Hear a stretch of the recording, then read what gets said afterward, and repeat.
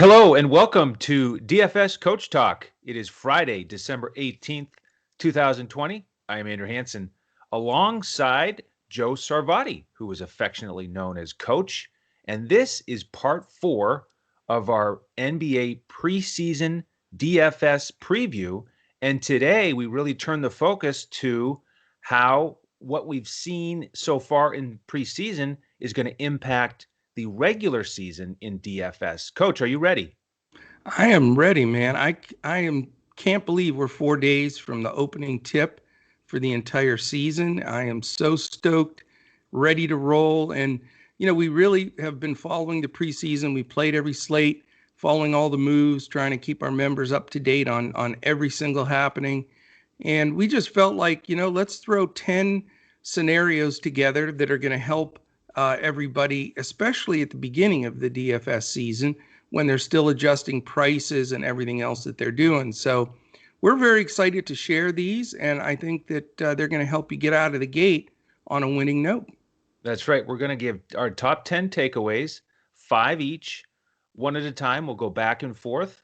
Halfway through the show, we're going to give you a tremendous offer that combines your love of sports betting and DFS from our presenting sponsor, betus.com.pa.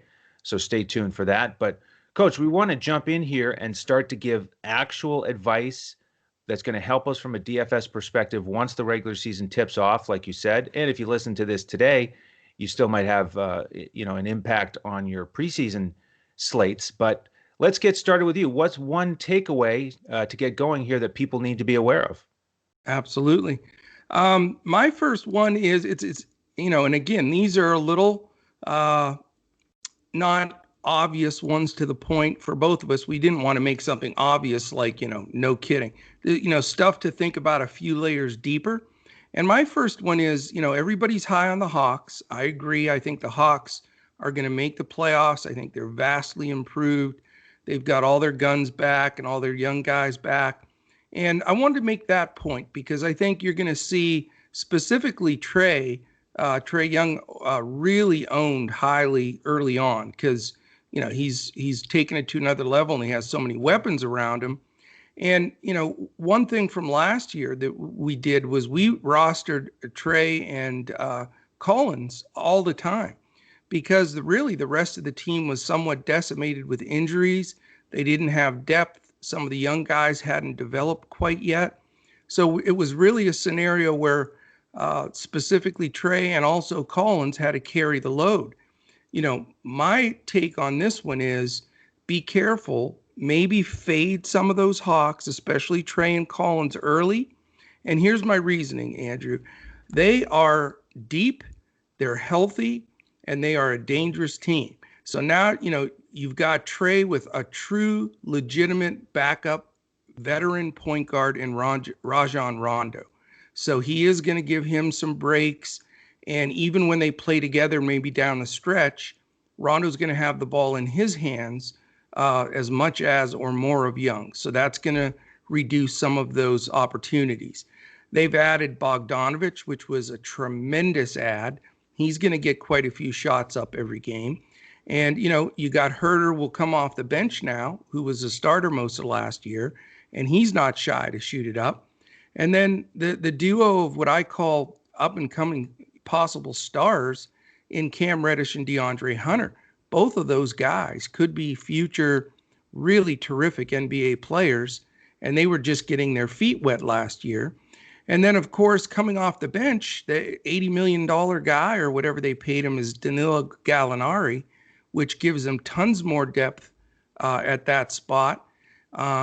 And certainly will take a little bit away from Collins, I would assume, from the offensive side. And then 2 guys at center that weren't even on the team last year. And you have Clint Capella, who is just a rebound monster. So there's no doubt he's going to be scooping some of those from Collins and some of the rest. I mean, he's just a rebounding fool. Now, he's not in a situation at Houston where it was him and a bunch of 5'8" guys. He actually has some big bodies around him. So I don't expect us to see those strings of 20 rebound games and such that he had last year. I think he'll be fine. But again, the theme of this segment for me is listen to all these Hawks. And then you've got the rookie who I think is going to be terrific, Onyeka Okongwu, very tough one to say, but tremendous ability, can play the 4-5. He's a rebounder, scorer, defender. So again, there's your like 11-man depth with the Hawks. Do I think the Hawks are going to be better? If I was a Hawks fan, I'd be thrilled because I do. But as far as our world of DFS, I'm just saying buyer beware early on, especially for the higher price guys like Trey and Collins, because I think all of these guys are going to eat, and it's going to spread out those DFS stats. Yep, good stuff. I'm going to transition from one-star point guard Trae Young to another, Stephen Curry. And the Never first heard of him. Yeah, right. Well, you should start paying attention. The first takeaway is that he looks like he's in mid-season form with his shooting, his conditioning. I mean, he's just out there stroking it. The first game, he didn't shoot too much, just getting his feet wet. But check out these last two games against Sacramento. 29 points, 4 rebounds, 4 assists in 28 minutes, 5 of 13 from deep. And then again, 29 points, 6 rebounds, 3 assists, 29 minutes, 6 of 13 from deep. So he's shooting it a lot. He's shooting it well. And, I think you get that instinct with the questionable tag, or you know that a player is coming back from injury. You're hesitant to play him. But remember, this isn't like a knee or an Achilles like the guys around him that went down. This was a hand injury, his non-shooting hand. So, it shouldn't affect his conditioning. It's not going to affect his shot. He looks like Steph. He looks like he's on a mission. And let's turn the page to opening day. We've got 2 monstrous slates, millie makers on both sites, and it's a 2-game slate. So it's a really unique situation. And I took a look at the pricing. On DraftKings, he's 9.3. He's cheaper than LeBron, Anthony Davis, and Durant. Okay, and I think he's in a better spot than those guys because he's been playing more and he looks great. So I'm going to have him as one of my core plays. And same thing on FanDuel. There's actually 4 guys who are more expensive than him. He's only 8.7. We've got LeBron, AD, Kawhi, and Kyrie more expensive than him. So I'm really excited about how he looks. And with Clay out, he obviously is going to be more aggressive. It's going to be more about him. And I'm pumped to play him early at that lower price compared to the other top stars on the slate. I think that's a great take. I mean, he does look really zoned in and primed. And he's also has a little bit of a chip on his shoulder for the first time I've seen in a long time because, everybody everywhere, the thing was Clay's out, the Warriors don't have a chance. And I think he took that personally and said, we have some good players here. And, you got to remember, guys, I'm an MVP, former MVP. I can carry this team. So I agree with you. I think he's a really good target, specifically, against teams that don't defend the point guard position well. I think that's a great point on your behalf. So for sure. I wanted to mention something before we get to the second piece of this. And I know you're going to do a great job here in the middle of the show somewhere, letting everybody hear our new, well, not new, it's been probably a month now that we've had this wonderful relationship with BetUS. But I just wanted to say, this is the time to join up with us here at DFS Coach Talk. We love the 4 main sports that we cover. We feel we cover them deeper and better than anybody else. But let's face it, NBA is our baby. Andrew and I have been doing NBA podcasts together for a couple of years. And, this is our bread and butter. So, if you want to just join directly to Coach Talk and not use the BetUS promo, then just go to our website, dfscoachtalk.com. You can join for as little as a week, or you can join all the way up to a year, or just, do the NBA All Access pass for this first half and, see what we can do out there. Again, we're coming off a 79.1 winning percentage in cash on FanDuel, where we can give out a full lineup. So it's very verifiable every day, and we'll keep our numbers every day so everybody knows where we're at as we go. So I just wanted to mention that because I haven't been on as much lately because I know you and Shane have been doing a phenomenal job with football. But I just wanted to say that, man, if this is the time you've been waiting for to jump back in with us or give us a try for the first time, I feel confident and not cocky, but I feel confident in saying you're not going to get more in-depth information that matters. You're not going to get 7% of everybody out of an optimizer. We're going to hand build lineups and give you information that we feel you can't get anywhere else. So just wanted to share that, Andrew. Thank you. Absolutely. Good stuff. So let's go to takeaway number 2 from each of us. What's next for you? Well, it's an easy one for me. And, it's funny because this is a guy that I faded a lot of times last year because of the scenarios with the other players on the floor, who they were playing. But this year, I'm going to jump out of the gate, reach deep in my pocket, and pay the money for Mr. Luka. And here's my reason. Luka, right now in Vegas, is odds-on favorite to win the MVP. I couldn't believe it. He's first before Davis, LeBron, and Kawhi. So, Vegas usually knows their stuff. And here's the thing. KP, for those of you out there that don't have the inside skinny on the Mavs, they baby the life out of KP because they want him long term. And, they've seen the ramifications when you play your bigs when they're hurt. It shortens their career immensely. We can go back, all the way down the line. Big guys just have a tendency to break down their feet, whatever it is. So they want to be careful with KP. And I don't anticipate, and this is speaking as a Mavs fan, I don't think he plays till February. And I know that that's not completely out there. They're saying he'll be back, early to mid-January. Listening to all the beat writers and everything that's going on, they just don't want to rush him. They see Luka and KP as the long-term, next 10 years kind of future of the team. So I think he sits for quite a while. And what Dallas has done this year, and I think this is probably Donnie's best job as GM. I mean, he made a lot of moves to add youth and add defense. Every move they made in this offseason, trade, free agency, everything they've done is to put the best guys around Luka and Porzingis to shine. And here's the thing, though. Those players aren't they don't need the ball. They're not ball dominant. They don't have to get a ton of shots up. And I'm talking about guys like Jalen Brunson, who's returning. He's a perfect role guy. Josh Richardson, which was the best Mavericks pickup. He's one of the most elite perimeter defenders in the league. He's going to do great. Josh Green, who they drafted in the lottery, is a defensive-minded guy that plays in the backcourt as well. Then you have the same thing with Maxey Kleber and Dwight Powell, who returns after missing all of last year. Those guys are good defensive players, but aren't offensive threats per se every time down the floor. So with Porzingis out for quite some time, and nobody else on the team really needing shots, other than maybe Tim Hardaway a little bit, he'll put it up there. It's going to all fall in Luka's lap.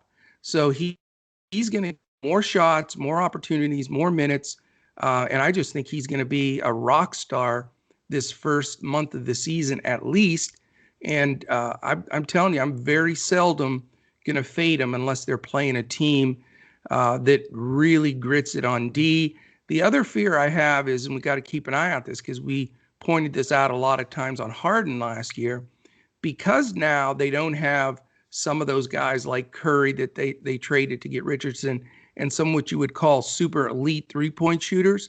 Because they don't have those guys out there as much, I'm afraid they're going to run some doubles at Luka and make him give up the ball. But we need to see that. That's hopefully not going to happen.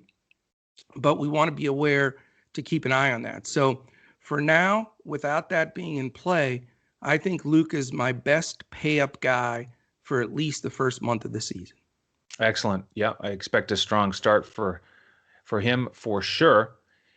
A team that is not looking at the same type of win total this year, the New York Knicks, is a team that I still think we need to pay attention to. and that's because of the Tom Thibodeau effect. So that's my second takeaway here, is to look at his impact on the team and DFS. And there's two main points I want to make here. Number one is the increase in minutes for his starters. We predicted it would happen. That's why we've been playing Randall in every lineup all preseason, and it's been paying off. And if you look at it, in that very first preseason game, he played 29 minutes and RJ Barrett played 29. Peyton played 27. Second game, Randall played 32 minutes, Barrett played 36. And that's the night where I was joking in our Discord about, this is just amazing. They're in there down the stretch in the fourth quarter of the second preseason game. I mean, these are starters playing heavy minutes. Yep. And then third game, similar. Randall, 29 minutes, Barrett, 33. So the great thing about this is we know they're going to get those minutes at the beginning of the regular season, and they're already in shape for it. It's not like a starter on another team who's slowly building up 16, 20, 24. Then they play 28 or 30 minutes in the opener, but their legs aren't really even under them. I mean, these guys have been grinding and they're ready to go. So I think you're going to get more productive minutes at the beginning of the season from these guys. I think Julius Randle is a great cash play, solid for GPPs as well. He's got the upside. And, the one takeaway, the one thing that detracts from it a little bit is the pace. The Knicks are not playing at a fast pace. They're not high scoring. Tibbs is all about defense too. So look at their scores so far. Final scores, 90 to 84, 99-91, and 100 to 93. So that's a red flag because they're playing their regulars. No doubt. That's the red flag. That's why we're not going to stack this team all the time and expect monster output. But it's focus in on those key guys, Randall, Barrett. We'll see about Peyton, and you're going to get consistent minutes, consistent usage, and they're glue guys for your early season DFS lineups. That's awesome points, man. And I'll tell you right now, when the Knicks are playing a team that's very high tempo, that really gets up and down the floor, I have no problem playing two of those Knicks in a heartbeat. And, we didn't do that very often last year because they rotated 9 million guys. They had like 6 power forwards on the team. It was a mess. But you're right. I think on any given night with the right matchup, in this order, Randall, Barrett, Peyton are all right there in play. Agreed. Excellent. All right. Point number 3 from the coach. What do you got? Well, this is one for our listeners that have been involved since the very start. I actually talked about this on our very opening night last February on Coach Talk. And I would love to put a dollar value, it'd be a little tough. I probably could figure it out, but the dollar value that I've made on playing this edge. And I think a lot of our members and people that have listened to us since the beginning would agree. Last year and the year before, especially last year, the Cavaliers' backcourt was record of all times for poorest defensive efficiency for a backcourt. So we're talking not just the point guard, but the point guard and shooting guard combined. The Cavs just have 0 stops there. And here's the thing, Bickerstaff was there at the end of last year, so we're not going to get any massive coaching differences. The 3 guys that were really the reason why they were the worst of all times was Sexton, Porter Jr., and Garland. They're all very, very strong in that rotation. The only other guy that joins them now is Dante Exum, but those are the 4 guards that are going to get the majority of their minutes.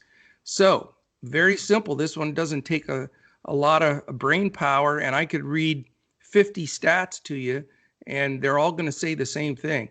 The Cleveland backcourt is absolutely horrific defensively.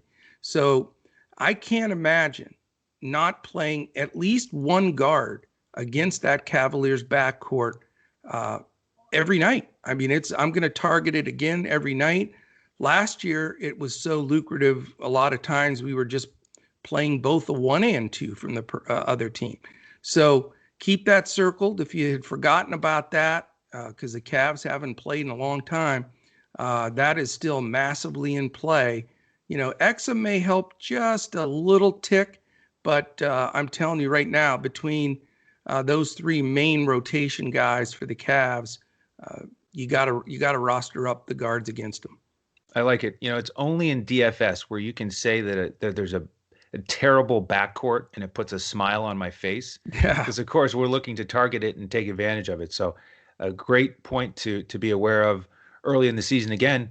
And then for my third point, I want to focus in on a specific starter who's in a new place, who I think looks very comfortable. That's Derrick Jones Jr. with Portland. And to me, he looks like he's got a new lease on life after the inconsistent minutes coming off the bench with Miami.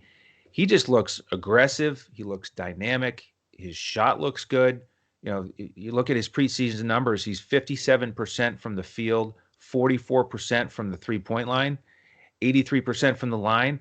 And I think he's in a spot here where it's not just going to be, well, let's see if we can get one or two highlight reel dunks from Derrick Jones Jr. out of this game. I mean, he's going to be an important contributor. He's versatile. He can get you steals and blocks.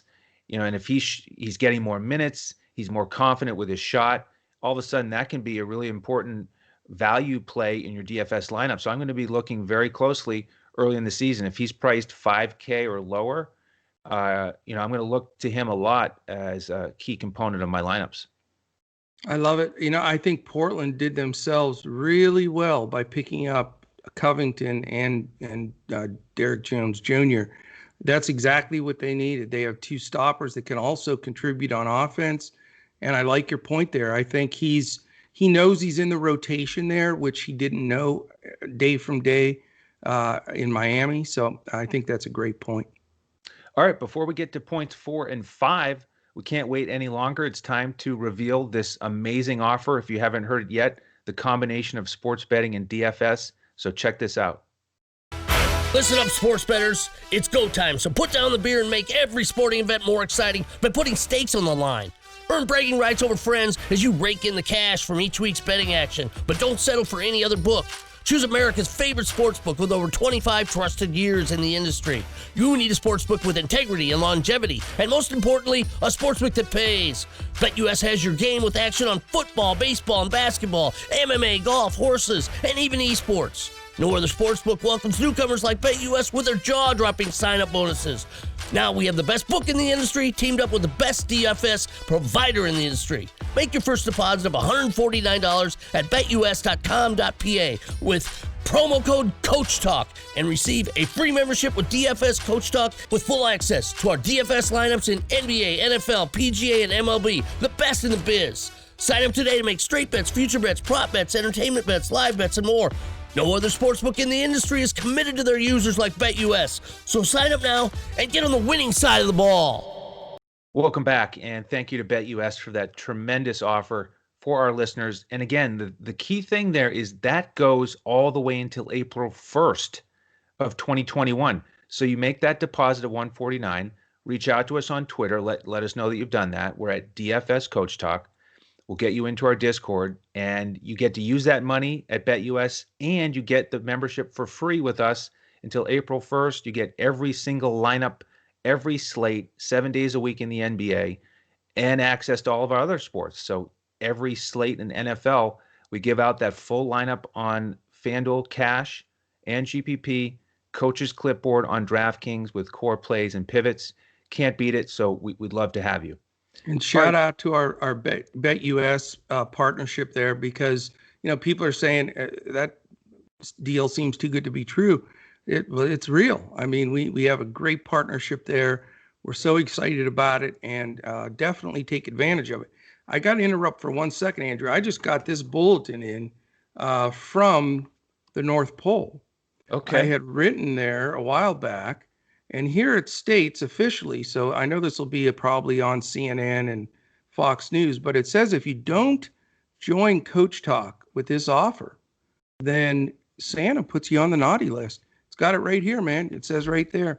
So if you want to miss out on Christmas from Santa, then, it's your fault. You got the chance right now to stay on the good list, man. It's risky. I mean, you'd have to have your head examined if you don't take advantage of that. It's basically free money. So that's right. It is not too good to be true. It is true.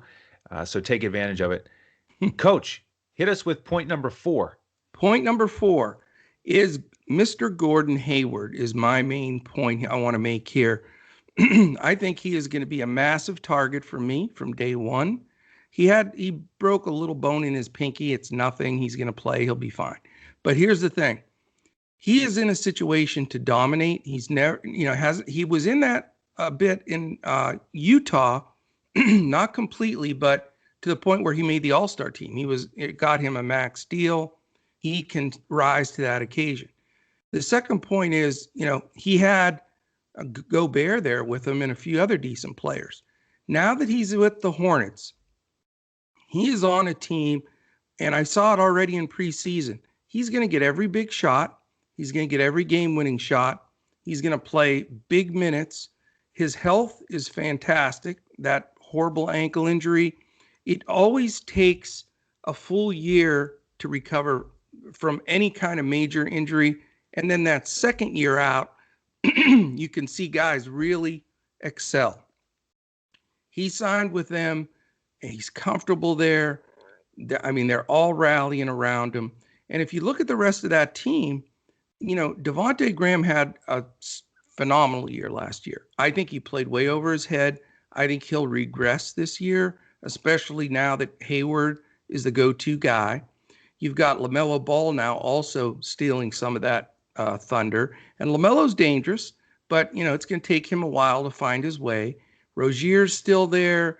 P.J. Washington, Miles Bridges, Cody Zeller, Bismack Biyombo. Nobody that gets you excited in that whole entire group, in my opinion, for DFS purposes. But you got the big shining star right there, Gordon Hayward, who I predict will be top 10 in the league in usage, which is he wasn't even in the top half in the league in usage last year, let alone a top 10 style player. So I think you're going to see a monster jump from him. He's healthy. He's the go-to guy. He looks great. And I think he's just a super guy that's going to be slightly low owned at that position until people start seeing that he's, scoring 30 points and getting some of those ancillary benefits to his DFS board as well. He'll get you some steals. He'll get you some rebounds. He's got the full game, and I'm all in on Gordon Hayward. Yeah, hopefully we can get him sort of mid 6K range. I think that'd be tremendous value with a lot of upside. So I'm excited to see how he'll settle in there.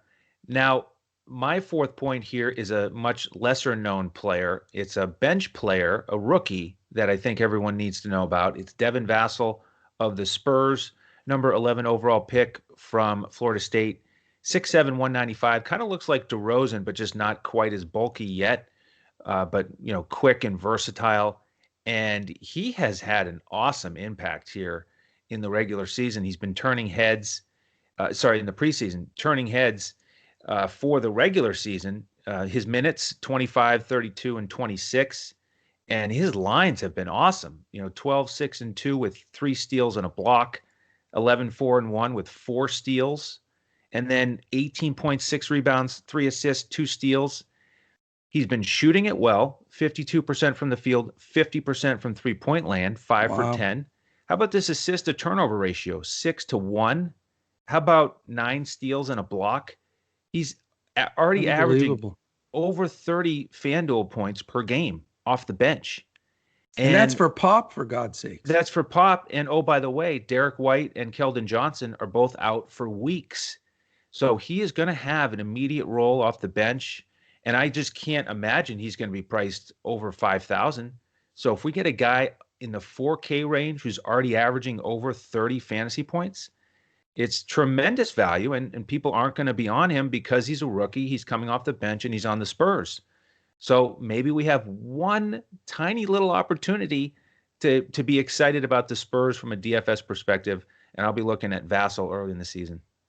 I love it, man. I think so far, I know it's just preseason, but without question, he has been the most impressive rookie and the biggest steal of the draft. So I'm with you. I'm going to jump in and give it a run just because he's been so exceptional. I do. And just like the whole DFS world, you always fear Pop because you never know what the hell he's going to do. And then all of a sudden, he may just decide to play the dude 18 minutes someday. Yep. So that's good, though, because not that he'd play him 18 minutes, but the fact that everybody in DFS is hesitant to push that button because they're afraid of that. But I'm with you, man. I think that he's got rookie of the year kind of potential. As crazy as that sound, nobody knew who he was. And here you go. So fantastic point. I'm really glad you brought that one up. All right. Final point here, number 5. What do you got? Okay, this one's going to be a shocker for you, man. Shock City here on the last one. The Pelicans are everybody's sweetheart team. Everybody loves that Lonzo Ball's taken over the point guard. He's the man. Bledsoe's in town. He's tough as heck. Brandon Ingram was ridiculous last year. He was in a ton of my winning lineups. Fantastic breakout year. Zion is back, healthy, and out without limits, restrictions based on everything that we're hearing. They pick up a phenomenal, savvy big man in Steven Adams that will get the rebounds, play defense, do all the screening and the whole 9 yards. Everybody's going to target the Pelicans. They got a lot of national TV games because of Zion, basically. And I'm afraid to play them, sort of in that Hawks mode. If you ask most of the people that follow the NBA very closely, who are 3 to 5 of your most improved teams that are going to come into this year, and the Hawks and the Pelicans are going to be on that list. But I'm back to the scenario where I don't like usage being split. And you've got Lonzo Ball and now Eric Bledsoe, who are going to start in the backcourt, but Bledsoe's going to shift over and play a lot of point. That's his natural position. You still have JJ Redick on a pretty fat contract, and he gets shots up. My favorite guard on this team, believe it or not, you can make fun of me if you want, it's Nikhil Alexander-Walker. I love that dude. He's going to eventually be a stud in this league, and he's going to get minutes. He's going to force his way into this lineup. So you got quite a few guards there. And then, as you've got Josh Hart in the mix, Nicolo Melli, who gets some minutes, the youngster center, Jackson Hayes. With Adams and Williams and Ingram, again, the point is, yes, they're better. Yes, they're deep. And DFS question mark is they're going to be a little overpriced because they're always going to be a little overowned, especially Zion and Lonzo. And it's going to be tough to get to 5X every night for these guys because really, I think the best player on the team is Brandon Ingram still. So then, and that doesn't even factor in to those numbers that I just mentioned. So, it's a head scratcher because I like them. I like their tempo they play. But I think you're going to have to really think twice and start watching usage on this team because it's going to get spread around. Yep, great point. It's just you look at the record, you look at the overall points, and you get excited, but you got to break it down, actual production from each player per dollar. So we'll keep a close eye on that for our members. Final point for me, Coach, is the backcourt from Chicago. And I'm really excited about the chemistry and the usage for Kobe White and Zach LaVine under new coach Billy Donovan. They've really been great in this preseason in that department. First game, they both had solid numbers. And then look at the last 2 games as they ramped up their minutes. Kobe White, 20 points, 3 rebounds, 5 assists. LaVine, 23 points, 9 rebounds, 5 assists. They combined to shoot 7 of 14 from three-point land. And then the last game, 27, 5, and 3 for Kobe, 24, 3, and 5 for LaVine, 8 for 14 on three-pointers. So they're taking the majority of the shots. They're shooting a bunch of threes. They're making them. So you get that bonus on DraftKings. And they're just, again, the chemistry and the usage together, they feed off each other. It's a great combo. And, oh, by the way, their first game next Wednesday against Atlanta. So you can stack them both. Okay, that's a strategy that we've used here in our GPP lineups in the preseason. It's worked. You can stack them together, and they feed off each other, and it's a great correlation play. Yeah, as we talked briefly before the show, this is the only one that we crossed over and had the same thing on our list. So it's double barrel info we're sharing here. Excuse me. And I couldn't agree more. I think the biggest impactful coaching change of the offseason were the Bulls. The fact that they brought in Donovan, who likes to get his main players the ball. I mean, I'm sure in his brain, he's looking at Kobe and Levine like he looked at Westbrook and Harden or Durant, that kind of thing. He wants those guys to eat, be MVP kind of candidates. And Levine is awesome, man. People don't realize he's as good as he is. And Kobe's just emerged into a fantastic point guard. Love both guys. I think that, the rest of the team still has a lot of development and change and rotation, but that backcourt is going to be nasty this year. Donovan will coach to it. And I think there's going to be a lot of nights where you can roster both of them, and certainly want to look at least one of them on a lot of given nights, which I'm telling you, they'll go owned initially because people have that bad taste in their mouth from last year when the Bulls were somewhat of a DFS graveyard. They got blown out a lot. They rotated all kinds of guys.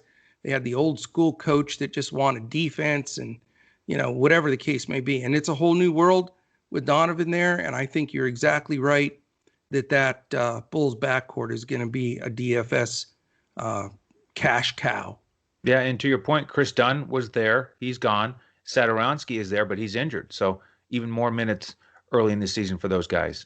Yeah. So, Coach, speaking about the beginning of the season, again, this is the time. Jump in with us this weekend as members so you can start to see how everything works before the regular season starts and get our NFL lineups this weekend. So either way you go, whether it's betus.com.pa, make sure you use the promo code CoachTalk, all one word, or if you go straight through our website because you're not interested in sports betting, then you just sign up at dfscoachtalk.com. And either way, we'll send you an email, get you into our Discord, and then what we do is we give out those lineups about 30 minutes before tip in the NBA, 45 minutes before kickoff in the NFL. So we'd love to have you. In terms of the upcoming schedule, in the NBA, what we're going to do in the regular season is 5 podcasts a week that are on YouTube and everywhere podcasts can be heard.